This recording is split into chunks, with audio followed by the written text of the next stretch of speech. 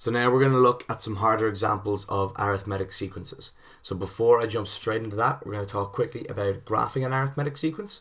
So I said in the last video that they're called arithmetic or linear sequences, and the reason that is because when you graph them, they make a line. Okay, so they make a linear kind of linear function here. So you have on this axis, the x-axis, we have our n, so n is like x, and then on our y-axis we have t of n, so t of n is like y. The y-intercept is a, so the first term, and the slope is d. Okay, you don't have to know it that well, but if it does come up, you have to try and figure that out. If you picture n as being x and t of n as being y, then you can plot each point. So you can dot the points here on your line will be t of n, and then you'll be able to graph it. So just if you do see that come up, just know that it's going to be linear. But anyway, we're going to jump straight into this now. So the harder examples for arithmetic sequences are generally going to need this piece of information here. So this is the same thing, just written twice in two different ways. Depending what book you have, it'll be in a different way. So it's either t of n minus t of n minus 1 is equal to d, or t of n plus 1 minus t of n is equal to d. So what this means is the difference between one term and the term before it, or else again this is one term and the term after it. It's the same thing. It means it's always d. It's always a constant. Okay, and we can use this one to prove that something is an arithmetic sequence, and also we can use it if we want to find what the arithmetic sequence is. We're going to look at some of those examples now. So there I just wrote it out quickly. So x, then 2x plus 1, and then 5x minus 4 are the first three terms in an arithmetic sequence. We need to find x, and we need to find the fourth term. Okay, so I'll scroll down to start this one. X, 2x plus 1, 5x minus 4, first three terms. Find x, find the fourth term. So what we're going to do, the reason I wrote this yellow box out is we're going to use this rule here to help solve it. So we'll go green.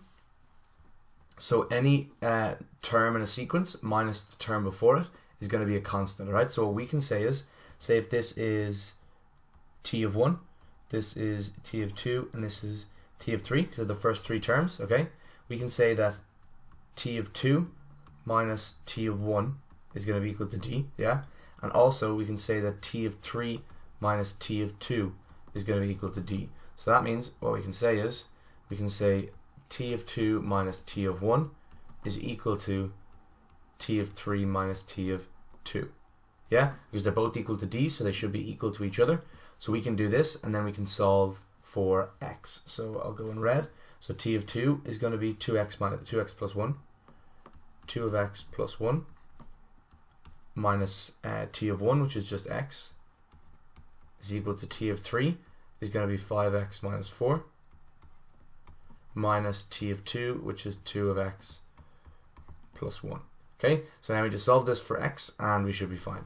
So this is going to be 2x plus 1 minus x is equal to 5x minus 4. It's minus 2x and minus 1. Don't forget that the minus goes for the minus 1 as well. I'm going to move all the x's to one side, everything else to the other side. So we're going to have 2x minus x minus 5x plus 2x is equal to, we're going to have minus 4 minus 1 minus 1 on this side. So 2x minus, that's going to be minus 2x overall, and that's going to be minus 6. So that means x is equal to 3, right? So we divide both sides by minus 2. Minus 6 divided by minus 2 is equal to 3. So x is equal to 3. So that means we're going to look at the sequence again. So that means the first term is 3, the second term is 2x plus 1, and the third term is 5x minus 4. So I'm going to write that in. So quickly I'll just write it over here. X, 2x plus 1, and then 5x minus 4. So now we have 3. This is going to be 2 by 3, which is going to be 6 plus 1, going to be 7. And then 5x minus 4, going to be 5 by 3 is 15. Minus 4 will give us 11. Okay, so this is our sequence. So if we look at the difference between each one, sorry about that. So again, if we look at the difference between each one, difference between 3 and 7 is going to be plus 4. Difference between 7 and 11 is also plus 4. So we do have an arithmetic sequence. A, which is the first term, is 3, and D, which is the difference, is 4. So that means our t of n is equal to a plus n minus 1 multiplied by d. That means t of n is equal to 3 plus n minus 1 multiplied by 4. And now they ask us the last bit of the question then. So that's the first part. So we have to find x and we have to find t of n, and then we have to find the fourth term.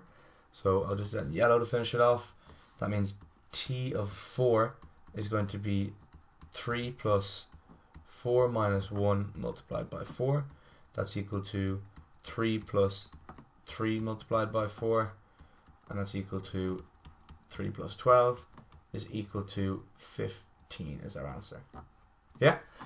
So again, that's how to do that question. You'll see this again and again and again for every arithmetic sequence. Basically, we're going to be looking at this rule here. So this rule is king. Make sure you learn that off, and also just quickly look at this again, just how to graph an arithmetic or a linear sequence is going to look like this. All right. Yeah, we'll see you in the next video where we're going to do a harder example. Actually, before I let you guys go, I will give you an example you guys can try, and let us know what you think down in the comments.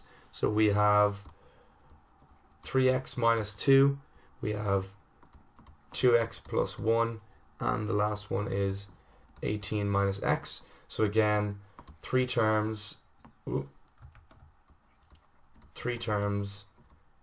arithmetic sequence. So it's the exact same question. You have to find x, and this time you have to find t of 5. Alright, so you have to find the fifth number in the sequence. Okay, so good luck with that one anyway. It's the same as this following method, so it shouldn't be too tricky. You can just rewatch the video to see the steps. Good luck with it, and we'll see you in the next video where we look at more arithmetic sequences. Okay, we'll see you then.